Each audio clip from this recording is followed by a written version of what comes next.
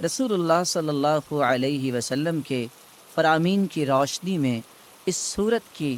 5 باتیں ہمیں یاد رکھنی چاہیے۔ جب رسول اللہ صلی اللہ علیہ وسلم نے فرما دیا کہ سورۃ الفاتحہ کے بغیر نماز نہیں ہوتی، تو بندہ مومن کو یہ یقین کر لینا چاہیے،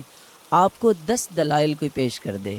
آپ کو 10 کو دلائل پیش کر دے، جب تک سورۃ الفاتحہ آپ نہیں پڑھ لیتے کبھی بھی اس بات پہ اطمینان نہ کیجیے گا کہ میری نماز مکمل ہوئی ہے یا نہیں۔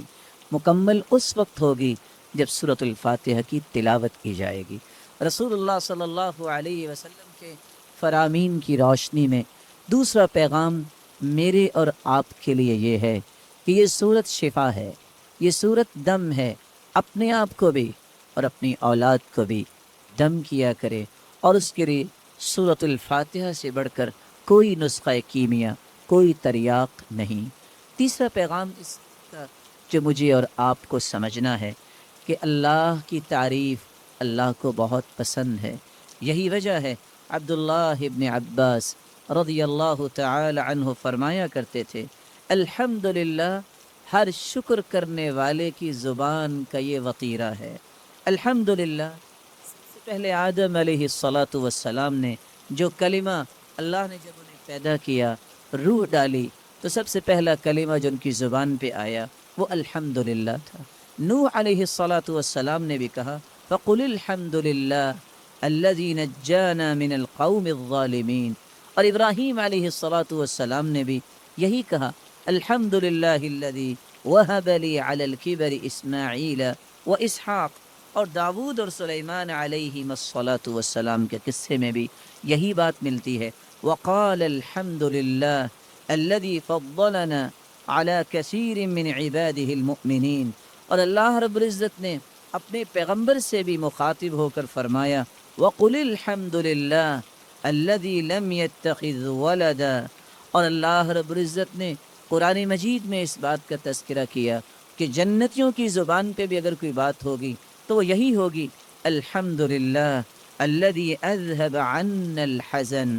اور وآخر دعواہم ان الحمدللہ رب العالمین۔ اور حدیث یہ بتاتی ہے اول من یدعى الى الجنہ الحمادون، سب سے پہلے اگر جنت کی طرف کسی کو آواز دی جائے گی، بلایا جائے گا، تو وہ لوگ ہوں گے الحمادون جو اللہ کی تعریفیں کرنے والے ہیں۔ اور اللہ کے رسول صلی اللہ علیہ وسلم کو قیامت کے دن جو جھنڈا دیا جائے گا لواء الحمد، وہ اللہ کی تعریف کا وہ پرچم ہوگا۔ آدم فمن سواہ تحت لوائی، رسول اللہ صلی اللہ علیہ وسلم نے فرمایا آدم سے لے کر قیامت تک آنے والی آدمیت بشمول انبیاء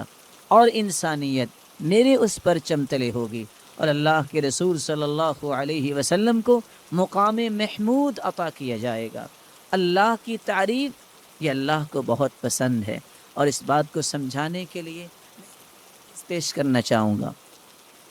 رسول اللہ صلی اللہ علیہ وسلم کے صحابی بیان کرتے ہیں قیامت کو جو ترازو قائم کیا جائے گا، جس ترازو میں نیکیاں اور برائیاں ان کا وزن ہوگا، اتنا بڑا ترازو ہوگا، لو وضعت السماوات والارض ومن فیہن فی کفہ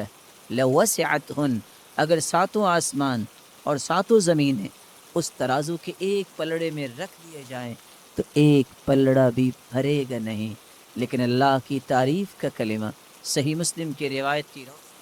والحمد للہ تملأ المیزان، جو اللہ کے فیصلوں پر خوش ہو کر اللہ کی تعریف کرتے ہوئے یہ کلمہ اپنی زبان پہ لے آتا ہے الحمد للہ، تو اس مبارک کلمے کی وجہ سے قیامت کے دن میزان کے دونوں پلڑے نیکیوں سے بھر جائیں گے، جبکہ ایک پلڑا 14 کے 14 طبق رکھ دینے سے بھی بھرے گا نہیں۔ اللہ رب العزت ہمیں اللہ کی کثرت سے تعریف کرنے اور اس کے ذکر کرنے کی توفیق عطا فرمائے۔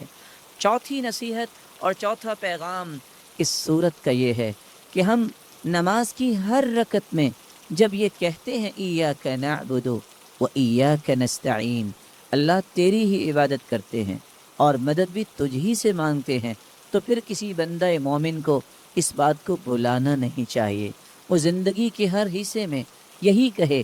میرا رکوع، میرا قیام، میرا سجدہ، میری دعا، میری نظر و نیاز اور میرا توکل، میری انابت، میرا رجوع، ہر وہ چیز جو عبادت بن سکتی ہے وہ صرف ایک اللہ کے لیے۔ اس کو بھلائے نہیں، اور مدد مانگتے وقت بھی اس حدیث کو بھی نہ بھلائے اور اس اقرار کو بھی نہ بھلائے، فَإِذَا اسْتَعَنْتَ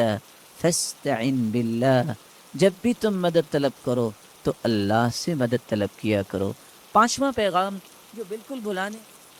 اور یہ بہت خوبصورت پیغام ہے اس صورت کا، کہ جب ہم مانگتے اللہ تعالیٰ سے یہ ہیں کہ اللہ ہمیں صراط مستقیم نصیب فرما، اور یہ وہ صراط مستقیم ہے جو اللہ تعالیٰ نے اپنے انعام یافتہ لوگوں کو عطا کیا، اور انعام پانے والے لوگ کون ہیں؟ اولئک الذین انعم اللہ علیہم من النبیین والصدیقین والشہداء والصالحین۔ وہ انبیاء کا راستہ ہم مانگتے ہیں، صدیقین کا راستہ مانگتے ہیں، شہداء کا راستہ مانگتے ہیں، صالحین کا راستہ مانگتے ہیں۔ وحسن اولئک، ان سے بڑھ کے خوبصورت رفاقت کس کی ہو سکتی ہے؟ اتنی سعادت کہ ہم مانگتے ہیں، اے اللہ قیامت کے دن انبیاء کی صف میں ہمیں بھی کھڑا فرما، شہداء، صالحین اور نیک لوگوں کا ساتھ نصیب فرما، لیکن ساتھ اس بات کا مطالبہ کرتے ہیں، اللہ ہمیں یہودیوں کا راستہ، عیسائیوں کا راستہ، مغضوب علیہم یہود ہیں، الضالین عیسائی ہیں، وہ لوگ جن پہ اللہ کا غضب ہوا کیونکہ انہوں نے اللہ کی کتاب کو ٹکرا دیا اور علم سیکھنے سے ہی اپنے آپ کو دور رکھا۔ عیسائیوں کو کیوں ضالین کہا گیا؟ یہ کیوں گمراہ ہیں؟ پڑھنے کے باوجود انہوں نے عمل کرنا پسند نہیں کیا۔ اس لیے ہم راستہ مانگتے ہیں اللہ تعالیٰ سے، انبیاء اور شہداء اور صالحین اور صدیقین کا، جن کو علم سے محبت تھی، جن کو اللہ کا تقرب حاصل کرنے کا ذوق اور شوق تھا۔ یہی وجہ ہے کہ حکم آ گیا کہ جب تم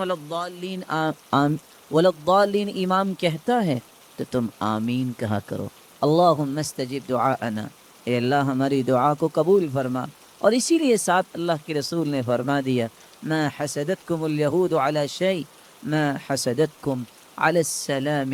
والتأمین۔ یہودیوں کو سب سے زیادہ اگر حسد ہوتا ہے تو کس بات پہ ہوتا ہے؟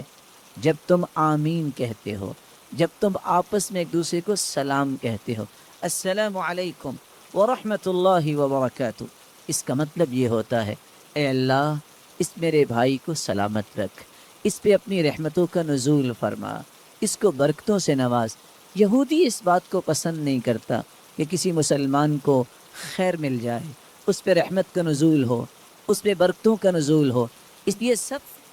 تکلیف، سب سے زیادہ دکھ، سب سے زیادہ حسد یہودی کو اس وقت ہوتا ہے جب تم آپس میں سلام کہتے ہو، اور جب تم امام کے پیچھے کھڑے ہو کر یا اکیلے نماز پڑھتے ہو تو الضالین کے بعد آمین کہتے ہو۔ اللہ رب العزت کے اس پیارے پیغام کی روشنی میں ہمیں آمین کا التزام اسی طرح ہی کرنا چاہیے جس طرح صحابہ کرام کا تھا۔ حتیٰ کہ روایت کے الفاظ ہیں، حتیٰ ان لمسجد رسول اللہ صلی اللہ علیہ وسلم للجہ، صحابہ کرام بلند آواز سے آمین کہتے، یہاں تک کہ اللہ کے رسول صلی اللہ علیہ وسلم کی مسجد میں